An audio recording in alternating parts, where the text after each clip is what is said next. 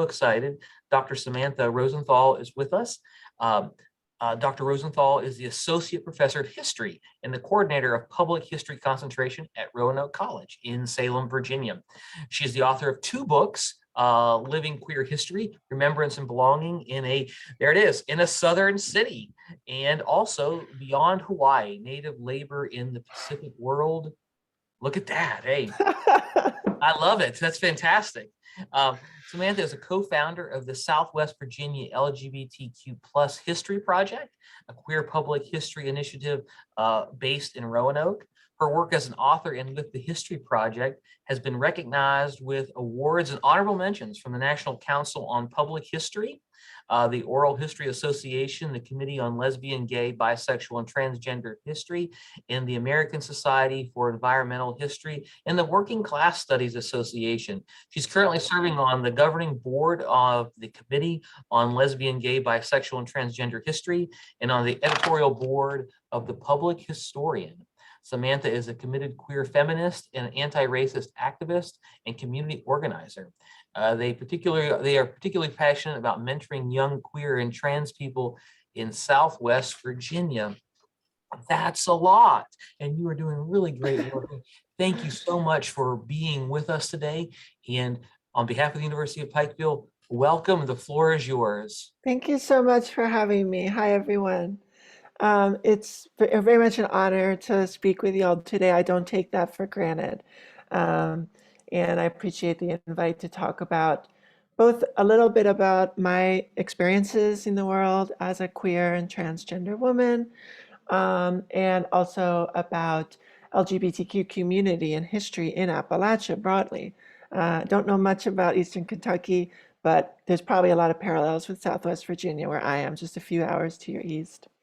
So what I plan to do in my time with you today is I'm going to intersperse reading some short passages from my book, which came out in December, and is about queer history and community in Roanoke, Virginia, where I live.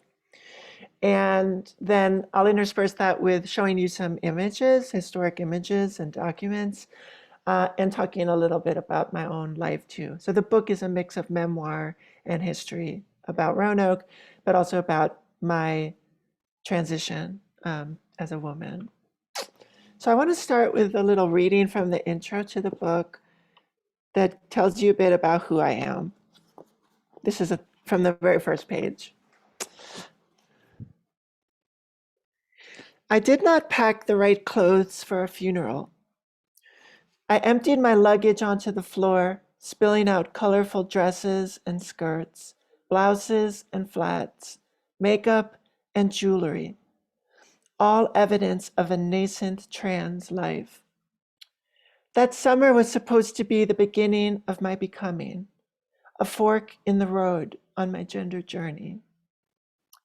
Just 1 month earlier, at a Christian summer camp in Southwest Virginia, transformed, if momentarily, into a queer oasis, I told my friends I'd like them to refer to me as they. More specifically, for an entire week in the Appalachian Mountains, I wore a clunky construction paper name tag around my neck, loosely held together by a single thread of colorful yarn. And it read Gregory, they, them. By summer, I was living in a cramped sublet in Brooklyn, my writing cave. I threw an outfit together and hustled out the door. From Flatbush, I moved along a seemingly endless series of subway lines to a small Jewish funeral home on a busy street corner in Forest Hills, Queens. I had settled on a simple black blouse, a thin necklace, red denim skinny jeans, and black ballet flats. It was the best I could muster from the limitations of my femme wardrobe. I had not brought any of my old boy clothes with me. And there I came face to face with my biological parents and my aunt and uncle, the Jewish diaspora, all reunited in one room. 3 years earlier, I had first tried coming out to my parents at the not so tender age of 31. I remember they reacted with worry and concern to my coming out story. My father sent an email in response warning that In sharing such personal information about my gender and sexuality with the world, I was affecting my prospect of ever attaining academic employment. My mother wrote a longer, more personal letter. She slipped it inside an envelope and handed it to me during a rare, ill-fated visit home with my first queer girlfriend. From the funeral home, we carpooled next to a small cemetery a mile away, where we bade farewell to my mother's sister's husband's mother. She had lived to be 100 years old. I watched her body descend into a cavern alongside other deceased members of her kin. Among them was a person whose gravestone was marked with the name Allen. My mother's letter had introduced me to Allen. My mom said Allen, like me, had been in a heterosexual marriage. His marriage, like mine, had fallen apart, and he had subsequently come out as gay. Allen paid the ultimate price for those actions, she explained. He contracted HIV and died in 1989. One of this country's hundreds of thousands of people who have died from HIV and AIDS.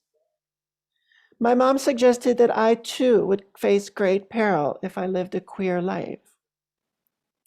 I hadn't known any of this about Allen. I didn't even know that he had lived. Her words hurt so much that I hid the letter or I destroyed it. I cannot remember which, and to this day, I cannot find it. In the heat of midsummer, with the sun beating down upon us, I could not stop staring at Allen's grave. I wondered what it meant, if anything, for me to be standing there in front of him in my blouse, ballet flats, and jewelry. Would he have recognized something of himself in me? Would I have seen something of myself in him? I was 6 when he died. No one ever spoke of him or about any of our family's long history of queerness until I was 31, until I forced that information out of my parents through the trauma of my own coming out and their reaction to it. My parents seemingly remembered Allen's life only as a cautionary tale, only relevant in this moment because their own son threatened to replicate his perceived mistakes. My coming out reconnected my mother with a history of queer trauma from her past. There was so much mystery surrounding my family, but why? And at the conclusion of the funeral, my mom walked up to Allen's grave and placed a small pebble on top of the blue-gray stone bearing his name. In Jewish custom, this is a common ritual performed to remember those who have passed. She was remembering a friend, her sister's husband's brother, and remembering the ways in which the AIDS crisis and American LGBTQ history touched our family and changed our lives. It would continue to change our lives.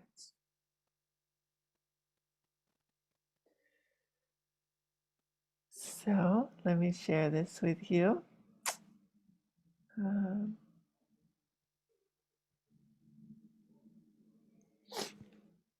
This is a picture of me from my first Pride Parade.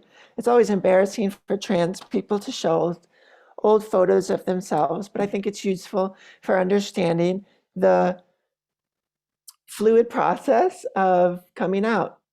You know, it's not always a linear process of, it's not like I woke up one day and realized, oh, I'm a trans woman. But when I came out in that letter that my mom and my dad got so upset about, well, in my letter, and then my mom wrote me that letter in response about Allen. I said, all I could say about how I identified was that I was not 100% straight and not 100% male. And for like the first few years after I came out, that's all I could say, just that negative phrase, that I'm not fully straight and I'm not fully male. I was not ready to say that I was gay or that I was trans. It felt threatening and dangerous, and I just wasn't sure. And as I write in the book, I also, I looked at the letters in the acronym LGBT. I was like, I don't think I'm any of those things. I'm queer, but I'm not a gay man. I'm not a lesbian. I'm not bi, I'm not trans, although today I do identify with some of those terms. So coming out for me was a very confusing process. It wasn't like just seeing a light bulb and feeling like, oh, I know myself now. It was more like just exploding everything in my brain and feeling completely unsure about what's going on.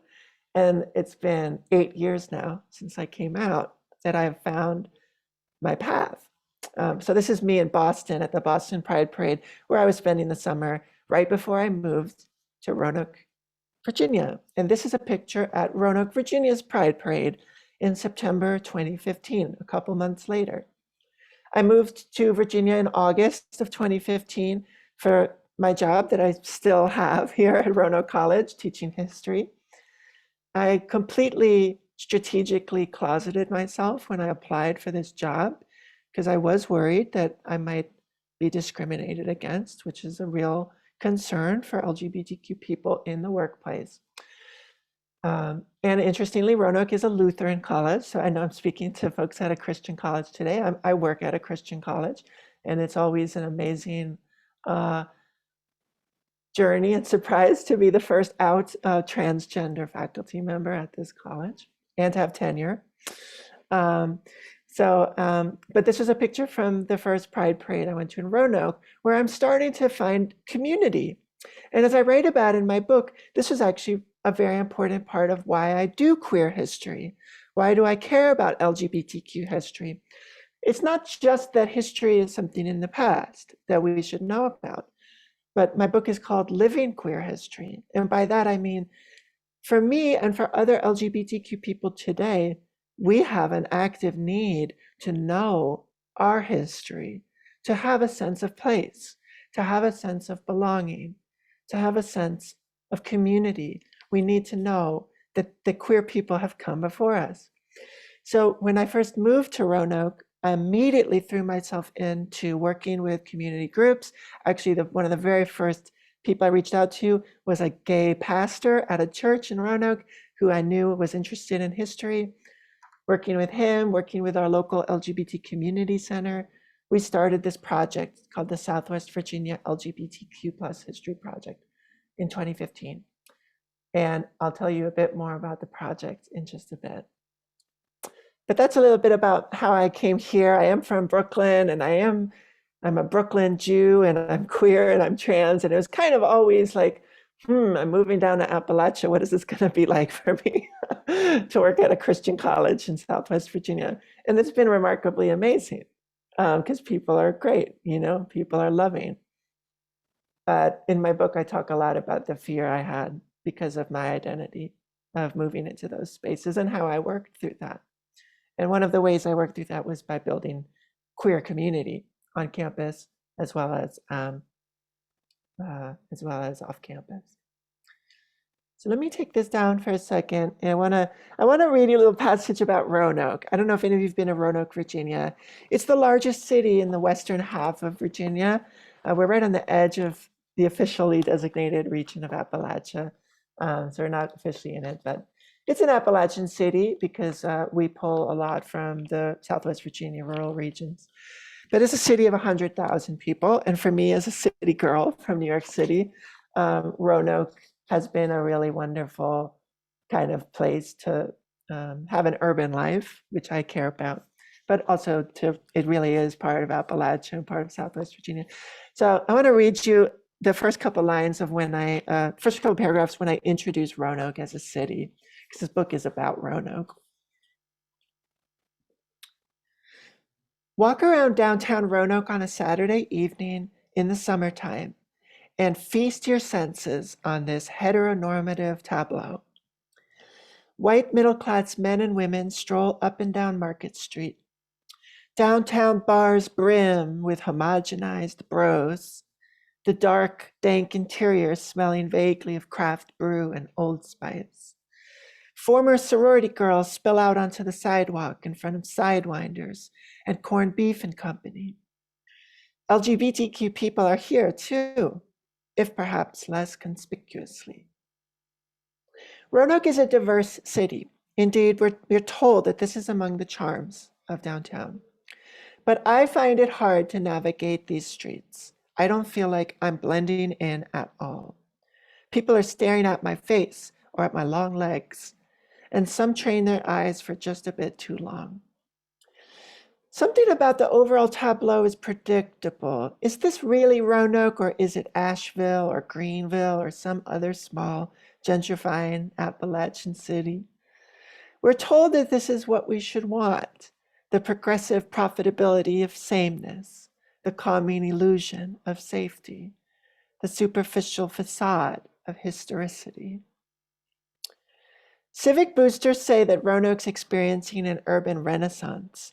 They're excited about our small city becoming the next Asheville, and that's what they say. But what does that really mean? More hipsters, more beer, rising rents? The counterpoint to Roanoke's ascendance is and has always been the persistence of so-called undesirable people, including LGBTQ people like myself, who do not conform to heteronormative capitalist expectations for appropriate urban behavior. And in contrast to the moralism of Jerry Falwell's Lynchburg, an hour to our east, or to the small Appalachian coal towns dotting the mountains to our west, Roanoke is and has always been Southwest Virginia's Sin City. Roanoke is odd, permissive, and teeming with debauchery. It is a sexual city. It is a fundamentally queer place. Roanoke is a hub that has attracted queer and trans people from the surrounding region for over half a century. I feel these histories within me as I navigate the downtown streets. LGBTQ histories reside, hidden to most, on street corners and in alleyways, invisible behind the city's heteronormative facade.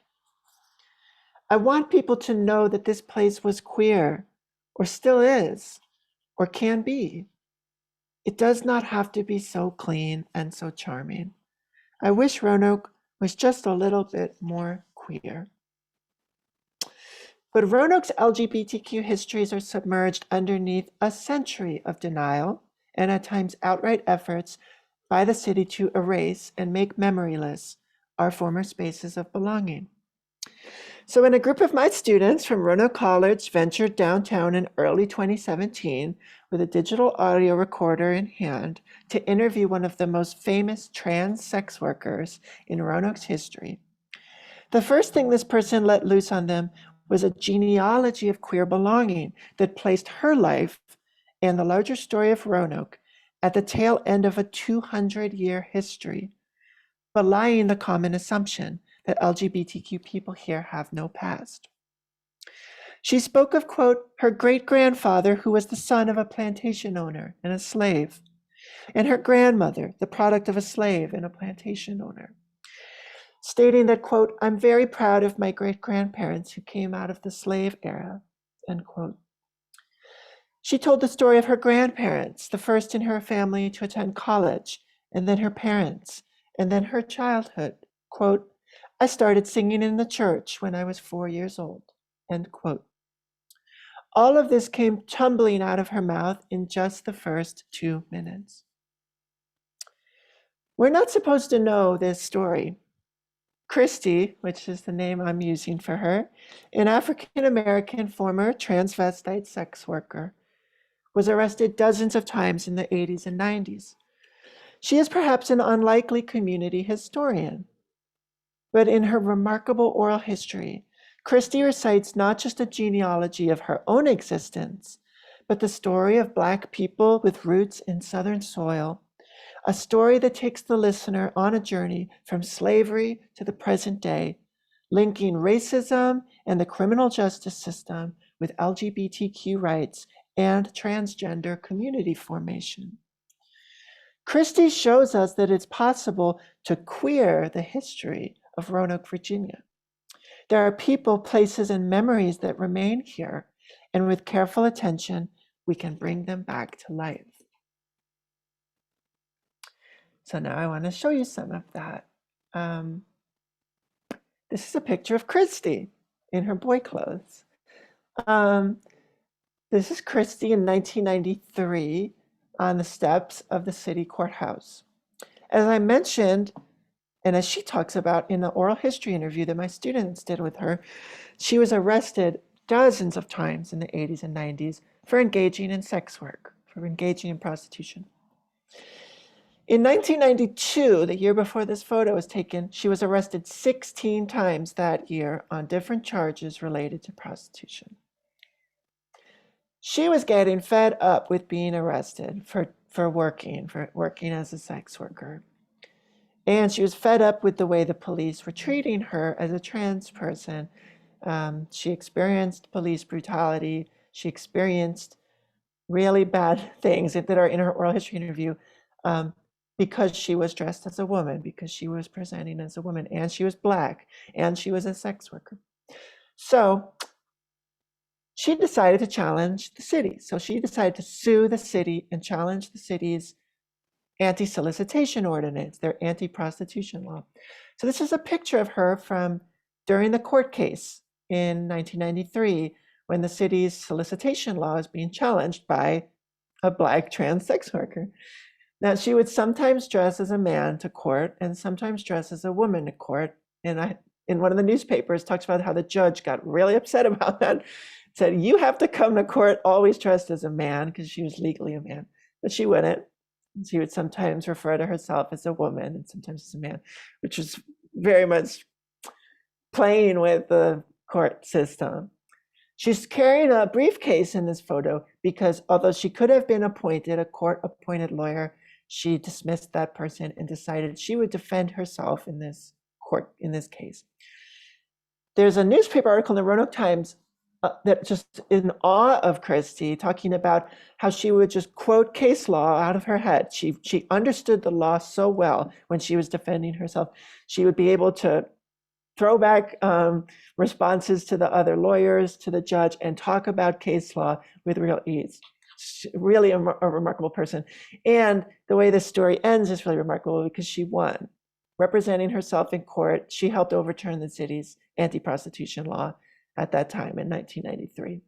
So pretty remarkable person and a remarkable story. But because she was a Black trans sex worker, it's the kind of story that you're not going to see a statue of her or see a plaque, or the city doesn't talk about it. But when I met Christy and I found out this story, I realized this would be an important story for my book, because it really is an incredible story of a marginalized person fighting back against a powerful institution and winning. And so it's very inspiring to me. How else do we do queer history besides finding newspaper articles and interviewing Christy? We've also asked the queer community in Roanoke to donate items that they might have in shoeboxes and closets and attics about local queer history. Because when I moved here in 2015 and I went to the local public library, the local archives to see if there's anything LGBTQ related, the answer was zilch. There was nothing that had been collected before 2015 about LGBTQ people because it wasn't considered to be historically relevant, or maybe it wasn't considered appropriate by the institutions to do that collecting because of politics or whatever.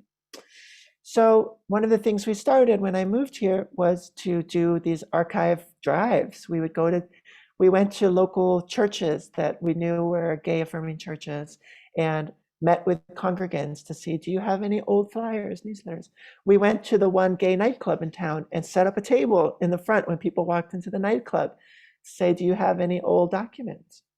And we went to a lot of events like that. And anyway, this is one of the oldest documents we've found so far. You can see the date on it from 1971. The Big Lick Gazette. And Big Lick is the name that Roanoke had before it became a city. It was the town of Big Lick. But it's also a kind of funny innuendo for a gay group to use the name Big Lick. Kind of a sexual connotation. This was their very first issue. It was just a one-page, double-sided thing, but eventually their newsletter grew and became larger. It's published by a small group of gay men and lesbians in Roanoke in 1971 who felt that they should build gay community here. There had been, of course, gay people in Roanoke before Stonewall, before 1969 and the Stonewall riots in New York, which set off the national gay liberation movement, as it was called at the time. But in Roanoke, there hadn't been anything. So this was the first gay rights group founded in Roanoke, the Gay Alliance of Roanoke Valley. They published a newsletter. They held protests that went remarkably poorly, but it was 1971, and this was a small ragtag group of activists, but they started something.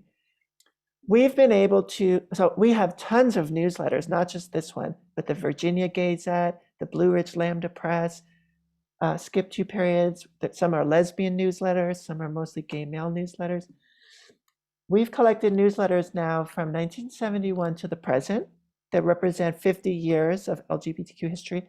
And we've been able to digitize now all of them with mostly students working on this from 1971 to the mid 90s now. We've digitized them all. So if you go to our project's website, which maybe later in this talk, I'll drop that in the chat, you can download PDFs of any of these issues of Roanoke-based, and some are Lynchburg-based too, because they work together, newsletters from 1971 to the mid-90s. It's a really amazing resource for history.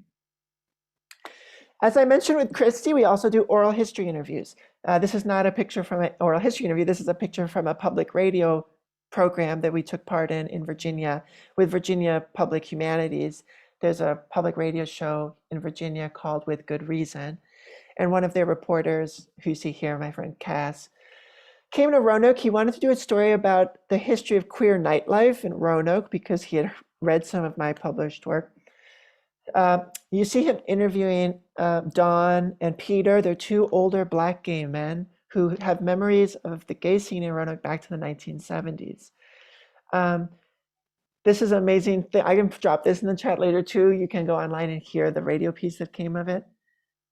But we started in this coffee shop where Cass was asking them about what it was like being Black and gay in the 70s, which is a time of desegregation in Roanoke. Just back in the 60s, our bars were still whites only downtown. So to be both Black and gay was a very particular experience for these men. But anyway, during the interview in the coffee shop, it was like, why don't we just go outside and actually walk to some of these sites where the old gay bars used to be? So you'd hear that in the radio piece. We started walking around downtown, and every block we walked, these two older men, just with Cass with the microphone in their faces, were just unloading memories. This happened at this street corner. This happened in this place. This used to be a bar. I had friends who used to work here. So it's really amazing living queer history, right? That's another meaning of the title of my book, Living Queer History, that we have elders among us who are living embodiments of this history. And I'm sure this is true in Pikeville and in Eastern Kentucky as well, that there are elders who are LGBTQ people that have been around and can tell you about what it was like in the 70s, 80s, 90s. And it's really important to capture those stories before people pass away. We also do walking tours in Roanoke. So we're not just collecting stories, but we realize it's important to connect with younger audiences to tell those stories from the archives, from the oral histories, in creative and interactive ways. So in 2016, we started a walking tour program. This is a picture of RM leading a tour in Old Southwest, which is our historic gay neighborhood where I live in Roanoke. And we do have a historically gay neighborhood in Roanoke, which we found out. We do 3 walking tours now. We have one downtown, which focuses mostly on the bar scene and sex work scene. Old Southwest is the gay neighborhood tour. So we look at a lot of houses where key activist groups met and activists lived. And then we have our newest tour is on the west side of downtown, which used to be a really rough area. There was nightlife and sex work and this kind of stuff. And so we're talking about that area too. We have a podcast. If you go on Spotify or Apple Podcasts or wherever you get your podcast, these are the 3 episodes we've done so far. We started this during the pandemic because we couldn't do walking tours for a while because of COVID fears. Our first episode was about HIV and AIDS because it was the beginning of the COVID pandemic, and a lot of queer people were saying, well, hey, what are the parallels between this experience of COVID and what the response to AIDS was like in the 80s? So we decided, let's take all of our oral histories where people talk about the AIDS crisis, the 80s and 90s, and turn it into a half-hour episode. So we released that in 2020. And then after the George Floyd was murdered and the protests in the summer of 2020, and people were having conversations about race and policing, we decided to do our next one, which looks at the history of the Roanoke City Police Department and how they've treated LGBTQ people over time. Because we knew people were thinking a lot about policing, as you'll remember from that summer and that year. And we wanted to show that there's a queer history about policing that's important for our contemporary debate about the police. And then one of my students made this third episode all on her own as a research project. She's really interested in lesbian history. The Lavender Menace is about the lesbian feminist movement in Roanoke and interviews with lesbian women here. We're working on some new ones that will hopefully come out in the next year or so. Same student, she's working on a new one about the history of drag performance and competition in Roanoke, which there's 50 years of history, we know. And I'm hoping to work on an episode about housing, the history of queer housing and housing justice, because housing remains a big issue for LGBTQ people, access to safe and affordable housing. And there's a long history of how queer people have made their own housing spaces, collective houses, communes, and all kinds of stuff. So I'm gonna hopefully do an episode about that. We also manage a community library, an LGBT community library. This is inside the Roanoke Diversity Center in downtown Roanoke, which is our LGBT community center. The reason we managed this is because when I moved here in 2015 and started to talk about queer history with people, of the older gay folks were like, we have a huge community library that's all boxed up, and we've just been waiting for someone to help revamp it. And I was like, well, I don't really know much about running a library, but okay.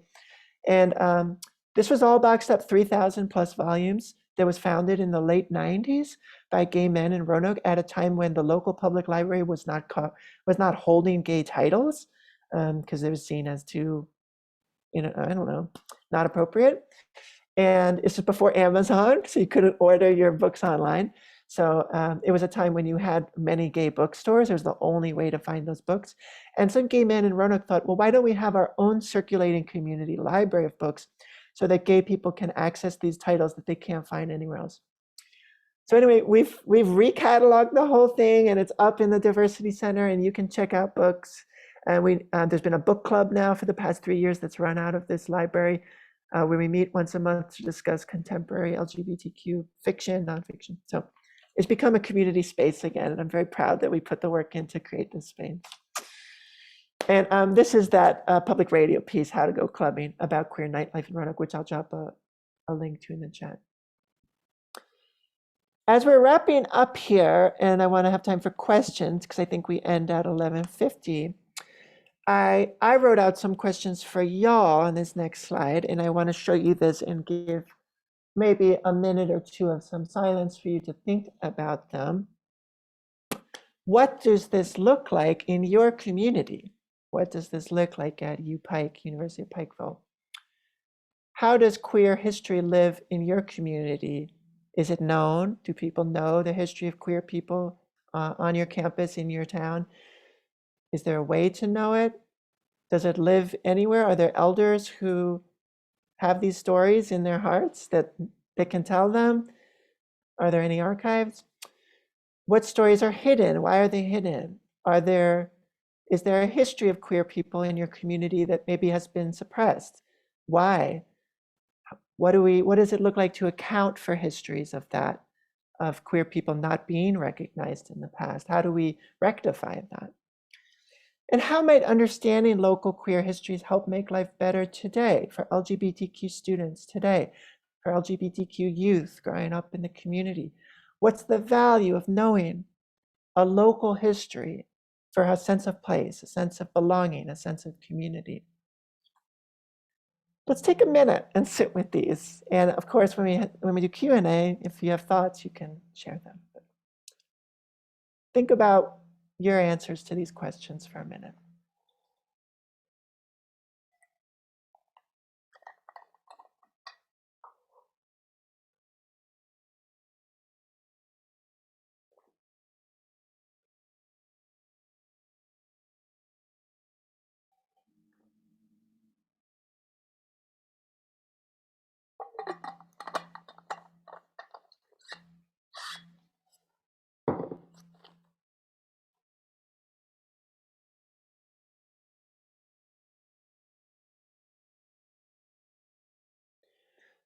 All right, I'm going to leave you with the final reading, and then we'll have time for Q&A, and then maybe I can drop uh, some of those links in the chat as well. All right, this is from the end of my book. As I think about what the future of living in Roanoke is for me and for our queer community, and what work is yet to be done. And I started talking about Don. You saw that picture of Don and Peter, the two older Black gay men in the coffee shop. This is about a party I went to at Don's house. My friend invites me to attend a holiday party at Don's apartment in Old Southwest, just a 5-block walk from my own home on the edge of the neighborhood. I had never been inside Don's home. I'm the first to arrive. He gives me a big hug as I enter. As he prepares food, I look up and around at his apartment walls, decked floor to ceiling with memorabilia from 60 plus years of life and work. Relics of his musical career, the people he met and befriended over the years, vibrant album covers, snapshots of a gay Black male life in DC, in New York, and in Roanoke. Heck, Don even has a signed portrait of Christy, once Roanoke's most famous sex worker and now an ordained minister, on his wall. If there's a museum of Black queer excellence in Roanoke, I'm standing in it. As the night winds on, I work my way through Don's famous holiday punch. Friends stop by, and I find myself meeting a series of interesting new characters. Old Southwest, which is my neighborhood, Old Southwest folks I've not yet met.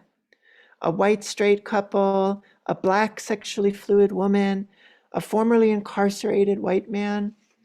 I hear stories of the shenanigans outside of Sunnyside, one of the few small convenience stores left in our neighborhood, and about Don's famous parties of yesteryear. I think about how just down the street, indeed on this same block, live several well-to-do white cis gay men in single-family homes. We all know one another. There's no animosity between these gay worlds. And yet, Don's Christmas party is a particular kind of gay world. Multiracial, multigender, cross-class. This is the Old Southwest that I've come to love. This is the one that I want to fight for. On Christmas Eve, I attend services at the local Metropolitan Community Church. Roanoke's congregation has existed since 1986, and today is led by an outspoken white lesbian pastor. As the music swirls up into the caverns of this magisterial sanctuary, a former Methodist church building, I look around and count 20 people, nearly all white, and mostly, to my eyes, lesbians. Indeed, there are more butches here than I've seen in a long time, reminding me of just how segregated our queer community is. Perhaps MCC is Roanoke's last living lesbian space. I don't think so, but there's an air of melancholy on this solemn night. My students this year will work with the pastor to develop plans for LGBTQ senior care for this congregation. I'm grateful for the warm welcome from the butch seated in front of me, who turns around and wishes me, a misplaced trans feminine Jew, a very Merry Christmas. I feel welcome and safe within these walls. After church, I walk through the neighborhood and through the dark yet peaceful streets to my friend's house. There are 4 white trans people there, 5 now, including me. We drink spiked cider and watch bad Christmas movies as the clock ticks from Christmas Eve to Christmas Day. I love these spaces. Don's home, a gay church, an all-trans house. I love the ways we continue to organize, how we're able to find one another in this city of 100,000. How despite our own segregation, with gay women over here and men over there, trans folks here, cis folks there, Black queers here, white people there, there always remains the possibility of not knowing everyone, of yet getting to know them, of learning how to love and support them.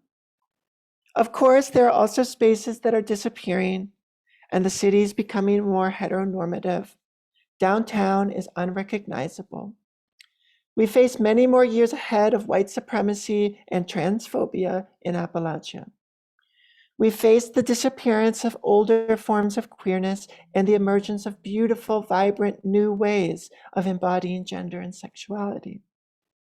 The work of community-based public history is ongoing as we document the queer worlds of yesteryear and plan for the dawn of a new queer world. Thank you so much. This is absolutely fantastic. Thank you so much for this great presentation, your work, the book. So I wonder now, are there questions that we have? Anybody have any questions they want to share or ask? Oh, Governor Patton, I'm going to ask you to, I'll see if I can unmute you here. Okay. Let me expose my ignorance. And what was your definition of queer? What is that? Yeah, the term is used generally in two different ways today. For some people, it's seen as an identity. So when people say LGBTQ, the Q often stands for queer. It used to stand more for questioning. Now it's considered more to stand for queer. And there are people who identify as queer. That is to say, the term gay does not sit well with them, the connotations of that term, perhaps because their desires or their identity is more fluid than just a homosexual attraction. So some people use queer that way, but it's used in academia, in my teaching and in the title of my book. It's used a lot today as an umbrella term that's pretty synonymous with LGBTQ. So instead of always saying the letters over and over again, many people will say queer as an umbrella term that includes all of those identities within it.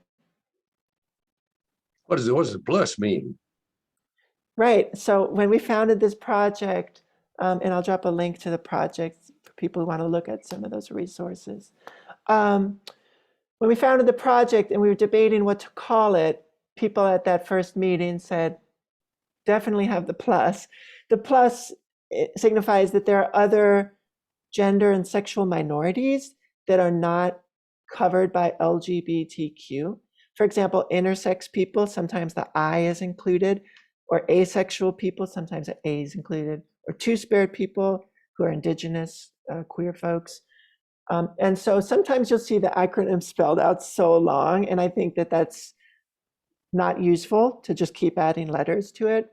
So people will use the plus to just signify that there are people who, in different subcultural communities and among indigenous folks, there's also particular terms that Black LGBTQ people use for themselves that are unique to different communities. So the plus signifies that there's a lot that we can't include in that acronym. That's helpful. Yep. Great question. Other questions that people may have? I'm dropping a link to my book to, in case you're interested. And let me drop this too. There's a discount code you can use if you're interested in the book that you get 40% off on. And it's free shipping. That's the discount code. Okay, questions? I had a question. You mentioned that Roanoke is pretty close to Lynchburg, and as Roanoke is this, I mean, in some ways very forward. I mean, you have a Metropolitan Community Church there in '86 and a Right. newsletter in '71. I suspect a little different than maybe what we might find in Pikeville, although we don't have any kind of like deep study like you've done of our area. But being so close there to Lynchburg, was Right. there any kind of great tension between the rise of Liberty University and Jerry Falwell and Roanoke being sisters towns almost?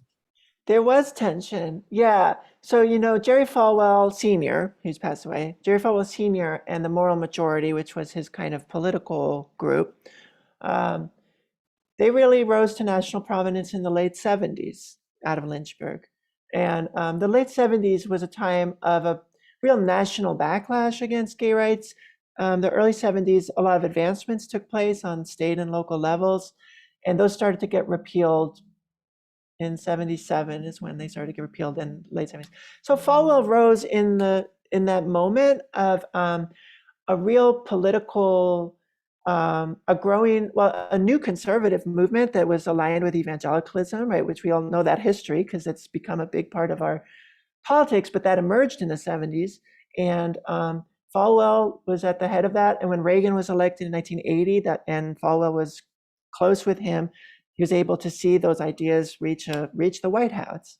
So Lynchburg was a really, really important place of national significance in the anti-gay movement from the 70s onwards. I mean, till his death, Jerry Falwell Sr. was very much involved in anti-gay politics. There's long been a gay community in Lynchburg, and so I don't know as much about Lynchburg, but it's interesting because in the 80s, during the Reagan era, the real seat of gay activism here shifted from Roanoke to Lynchburg. So it's in that height of that period of the moral majority that Roanoke activists were more often driving out to Lynchburg for meetings. The newsletters were being published out of Lynchburg. And so, yeah, and when you look at those newsletters, which if you look at, there's one called PALS, which was a group in Lynchburg in the early 80s. You can see those newsletters on our website. And then the Blue Ridge Lambda Press, which was published out of Lynchburg in the early 80s. They talk a lot about Falwell. And it's not liberty, it's not really that much about liberty. It's more about Falwell's church and the moral majority and how to combat the anti-gay political movement. So we have a lot of information on that.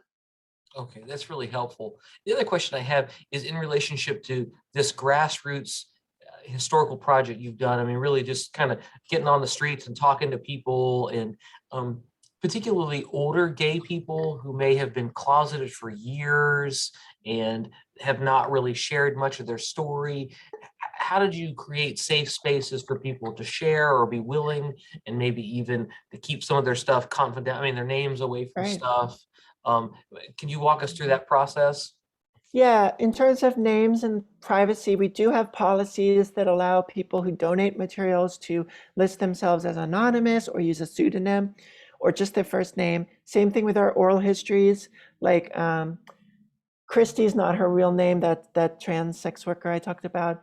And her interview is actually listed as anonymous as a double level of protection to try to protect her. But yeah, we've had people use pseudonyms, so they go by other names. But honestly, most people have chosen to use their full names because they're very proud. And I think that tells you something. And then in terms of building the relationships, that's quite hard. You know, I write a lot in the book about when I started the project, like I told y'all, when I moved here to Roanoke, I was kind of recloseted, and I was kind of not sure who I was. So when I would engage with different LGBT communities, I felt like I was connecting with gay men very well, because you saw that picture of me. I looked like a gay man, although I wasn't actually one. And so there was a sense of trust there, of that familiarity of like, oh, Dr. Rosenthal's one of us. It was quite hard for me connecting with lesbian women, or it's easier now as a woman, etc. And the same thing, like I have a whole chapter about race in the book and the struggles of doing LGBTQ history in a way that doesn't just focus on white people, which is what historically has happened. And as a white person, I've thought a lot in our project, which is mostly young white people. We've thought a lot about how do we build those relationships with Black queer communities who have a distrust of white LGBTQ people because of generations of racism within the LGBTQ spaces. So sometimes this involves having meals, having phone calls, sitting down, having coffee. Socials, we often start relationship building with social events, a potluck, there's always food, and only then move later into like, do you want to donate something? Do you want to tell your story? Make sure we build the friendships in the community first before we ask for information. That's really helpful. Thank you so much. Any last questions?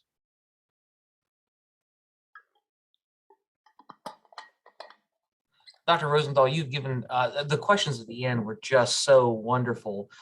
Thank you so much for asking those. Give me I have lots of things to process now, and just really appreciate your scholarship, your work, taking your time to be with us. And on behalf of the university, we want to say thank you so much.